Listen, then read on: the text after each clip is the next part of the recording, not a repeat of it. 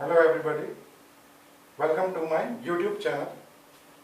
मेरा नाम अरियन जैन है। आप मेरे चैनल को लाइक करें, सब्सक्राइब करें और शेयर करें ताकि ये वीडियो ज़्यादा से ज़्यादा बच्चों तक, स्टूडेंट्स तक पहुंच सके। इससे पहले मैं 2 लेक्चर दे चुका हूं और ये लेक्चर है आज ऑब्जेक्टिव ऑफ मैनेजमेंट, कि मैनेजमेंट के ऑब्जेक्टिव्स क्या होते हैं।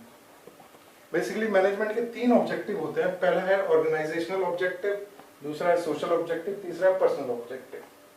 तो ऑर्गेनाइजेशन अपने आप में एक बहुत बड़ी चीज है। तो ऑर्गेनाइजेशन का सबसे बड़ा ऑर्गेनाइजेशनल ऑब्जेक्टिव, अगर कंपनी नहीं रहेगी तो काम कैसे करेगी, तो कंपनी का होना ही बहुत बड़ी बात है।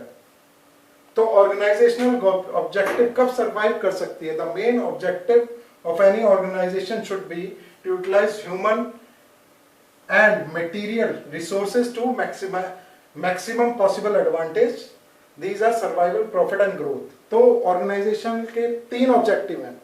सबसे पहला है सर्वाइवल, जिंदा रहना, दूसरा है प्रॉफिट, फायदा होना चाहिए उसे, और तीसरा है ग्रोथ। ये तीनों चीजें होंगी तभी एक ऑर्गेनाइजेशन, कंपनी टिक सकती है, अदरवाइज नहीं टिक सकती।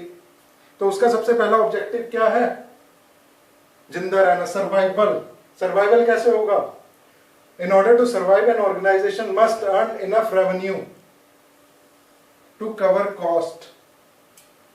अगर ज्यादा से ज्यादा प्रॉफिट वो नहीं कमाती, इतना प्रॉफिट भी नहीं कमाती कि वो सरवाइव कर सके, तो वो कैसे टिक सकती है? इतना उसे प्रॉफिट कमाना होगा कि वो अपनी कॉस्ट को कवर कर ले, पहला ऑब्जेक्टिव। दूसरा, profit provided a vital incentive for the continued successful operation of the enterprise. Profit is essential for covering cost and risk of the business. और प्रॉफिट कमाना भी बहुत जरूरी है। अगर प्रॉफिट ही नहीं कमाएंगे तो भैया मालिक काम क्यों करेगा, ऑर्गेनाइजेशन काम क्यों करेगी? प्रॉफिट के लिए ही एक कंपनी बनती है, ऑर्गेनाइजेशन बनती है, और उसे अगर रेगुलर प्रॉफिट्स नहीं मिलेंगे तो वो काम नहीं कर सकती। तो दूसरा मकसद है उसका प्रॉफिट कमाना। तीसरा है ग्रोथ। जैसे हम एक पेड़ लगाते हैं, हम एक बीज को डालते हैं, धीरे धीरे पेड़ बनता है, फिर बड़ा होता है और फिर वो फल देता है। आज तक जितनी भी ऑर्गेनाइजेशंस हैं वो पहले छोटी थी, आज बड़ी हो चुकी हैं। तो अगर वो ग्रोथ ही नहीं करेंगी तो वो बड़ी कैसे होंगी, आगे कैसे बढ़ेंगी, इंडस्ट्री में कैसे रह पाएंगी? ठीक है ना। To remain in the industry, management must exploit fully the growth potential of the organisation. इसका मतलब है कि हमारी जो पोटेंशियल है, यानी कि एक कंपनी अगर 10,000 या 20,000 जूते बना सकती है तो उसे बनाने चाहिए, शूज बनाने चाहिए, अपनी पोटेंशियल को पूरा निकालना चाहिए। ये नहीं कि हाँ भाई खाली 5,000 से काम चल रहा है और वो 20,000 शूज बना सकते हैं। तो अगर उसे 20,000 बना सकती है तो पूरे के पूरे 20,000 बनाए। अब वो ग्रोथ को कैसे अचीव कर सकती है? ग्रोथ को अचीव करने के तरीके हैं, इंक्रीज सेल्स वॉल्यूम, सेल्स को बढ़ाएं, ठीक है ना, increase in the number of employees. अब जब हम ज्यादा प्रोडक्शन करेंगे तो हमें ज्यादा एम्प्लॉयज की जरूरत पड़ेगी, तो हमें एम्प्लॉयज बढ़ाने पड़ेंगे। Increase in the number of products और the increase in the capital investment. Number of products भी बढ़ाने पड़ेंगे, जैसे कि रिलायंस जियो है वो टिकता ही नहीं, वो नए नए प्रोडक्ट्स लाता रहता है, नई नई फील्ड्स में उतरता रहता है। तो इस तरीके से उसकी ग्रोथ होती जा रही है और वो बढ़ता जा रहा है, बहुत बड़ी एंटरप्राइज हो चुका है। तो सबसे पहला ऑब्जेक्टिव है ऑर्गेनाइजेशन का ग्रोथ करना, अपने आप को जिंदा रखना। दूसरा है सोशल ऑब्जेक्टिव। अब वो पैसा किससे कमाती है सारी ऑर्गेनाइजेशन, कंपनीज? वो पैसा लोगों से कमाती हैं। तो लोगों तक अगर बेनिफिट नहीं पहुंचता है उनका तो उनका मकसद खराब हो जाएगा। तो सोशल ऑब्जेक्टिव भी हमारा बहुत जरूरी है इसमें। It involves the creation of benefit for society. Society के लिए एक फायदा इसे जरूर क्रिएट करना चाहिए। As a part of society, every organization whether it is business or non business has a social obligation. हर ऑर्गेनाइजेशन की एक सोशल ऑब्लिगेशन होती है। वो ये कोशिश करती है कि जनता को, लोगों को इसका बहुत फायदा मिले, उन्हें सस्ते में और अच्छा प्रोडक्ट पहुंचे, तभी तो उनकी सेल्स बनी रहेगी और रेगुलर प्रॉफिट कर पाएंगे। To fulfil this the refer to consistently creating value for various constituent of society. तो इसलिए उन्हें कुछ कॉन्स्टिट्यूएंट को रेगुलरली बनाना पड़ेगा। इसमें सबसे पहला आता है using environmental friendly method of production. Production के मेथड ऐसे होने चाहिए जो एनवायरमेंट फ्रेंडली है, पोल्यूशन कम से कम करें। अगर आप ऐसी प्रोडक्शन कर रहे हो जिससे कि पोल्यूशन बढ़ रहा है तो वो बहुत ज्यादा नुकसानदायक है। जैसे कि हमारी गंगा थी वो बहुत गंदी थी, लेकिन अब कोरोना कोविड-19 के चलते लॉकडाउन हुआ, लॉकडाउन होने से एनवायरनमेंट में फर्क आया, वो क्लीन हो गई, क्योंकि बहुत सारा इंडस्ट्रियल पोल्यूशन नदी में जाना बंद हो गया। तो हमें ऐसे मेथड यूज करने हैं प्रोडक्शन के जो एनवायरमेंटल फ्रेंडली हो। दूसरा, giving employment opportunity to the disadvantage section of the society.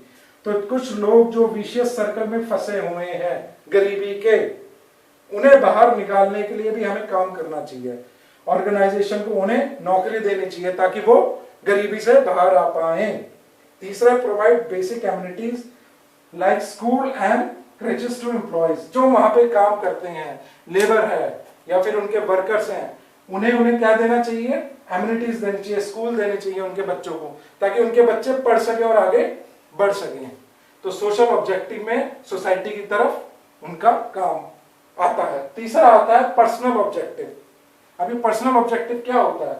Organisation are made up of people. यहाँ पे फिर आ गया पीपल का वर्ड ले लिया गया।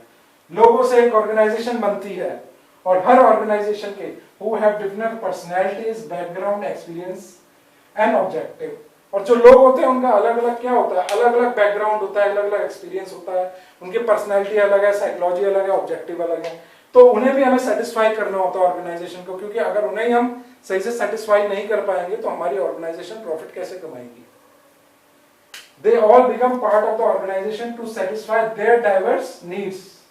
और वो ऑर्गेनाइजेशन में शामिल क्यों होते हैं? क्यों काम करते हैं कंपनी के लिए, एक ऑर्गेनाइजेशन के लिए? ताकि वो अपनी जरूरतों को पूरा कर सकें। तो these vary from, इनकी क्या क्या नीड्स हैं? 3 बेसिक नीड्स होती हैं उनकी। एक तो होती है financial needs such as competitive salary and perks.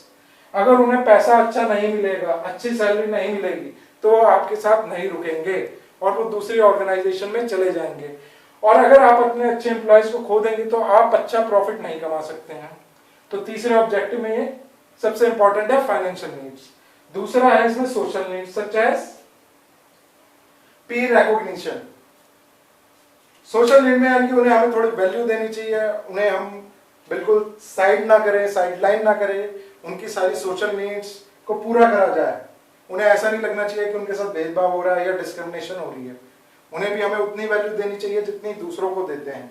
तो उनकी सोशल नीड्स भी पूरी होनी चाहिए। और higher level needs such as personal growth and development. Management has to reconcile personal goals with organisational objective for harmony in the organisation. तो उनके जो पर्सनल ऑब्जेक्टिव होते हैं कि उनकी ग्रोथ हो, तो खाली हम उनकी पर्सनल ऑब्जेक्टिव को पूरा नहीं कर सकते हैं, हमें उनकी ग्रोथ भी पूरी करनी है और कंपनी के, ऑर्गेनाइजेशन के गोल्स भी पूरे करने हैं।